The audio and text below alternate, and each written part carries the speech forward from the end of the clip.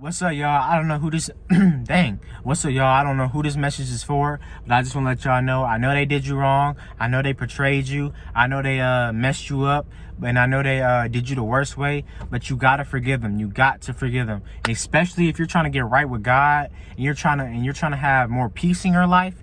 You have to forgive them. So I'm here to tell y'all in Matthew chapter 6 verse 14 through 15 it says if you forgive men for their trespasses, your Father in heaven shall forgive you. But if you forgive not men of their trespasses, neither will your Father forgive you.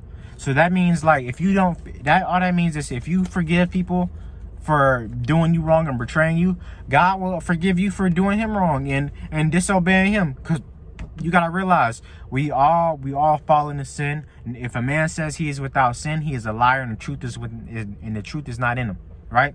So.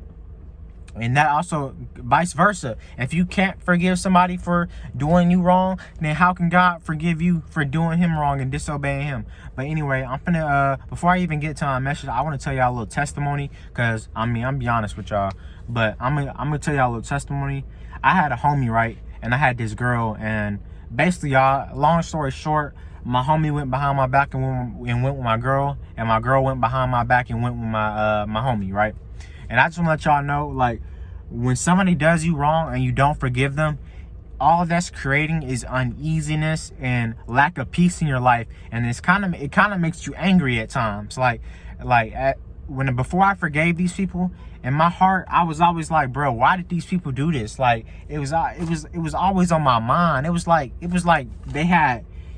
was living rent free in my mind, kind of. So when you don't forgive somebody, it's creating uneasiness and lack of peace in your life, and they're just living rent free in your brain. They're just living rent free in your brain. But when you forgive somebody, it's like a weight gets lifted off your shoulders, bruh. And I'm telling y'all that from experience and facts and truth. It's like a weight gets lifted off your shoulders, and it's also like you feel peace and joy. You feel you start, like, as soon as you type the words "I forgive you," it's like you feel happy. I can't even explain it, because true story, man. As soon as I typed the words "I forgive you," it was nothing but happiness. I was like, finally. It was like a weight got lifted off. But so that brings me to my next point, man. When you can't forgive somebody, all that is pride in your heart. When you can't forgive somebody, that's all that is pride in your heart. That's just something in your heart's telling you, like, I'm better than them. I don't have to forgive them. They did me wrong. I don't want to do that. That's nothing but pride. That's I. That's I. When you have pride, that's all you say is, I don't want to do that. I ain't going to forgive them. I ain't doing this. I ain't doing that. But when you forgive somebody, that's like humbling yourself before the Lord. That's humbling yourself. That's granting you grace, and that's granting you mercy towards that person. And when you do that, like I said before, God then grants grace and mercy towards you. Dang, it just got dark in here. I'm turning this light on. That also saying God grants mercy and grace towards you, right? And I also want to tell y'all, before I get into my next point, I also want to tell y'all, we don't battle against flesh and blood. This is a Bible verse now. We don't battle against flesh and blood. We battle against spiritual wickedness in high places. So all that means is 9 times out of 10, when somebody's causing distress and discord and pain and anguish in your life, 9 times out of 10, it's not them. It's probably a demonic spirit working through them. So remember that. Always remember that. When somebody's causing pain and discord in your life, it's probably a demonic spirit working through them, right? That's why Jesus said when they was crucifying him on the cross, Father, forgive them, for they do not know what they do, right? So that brings me to another point, my last point of this message before I go and log off.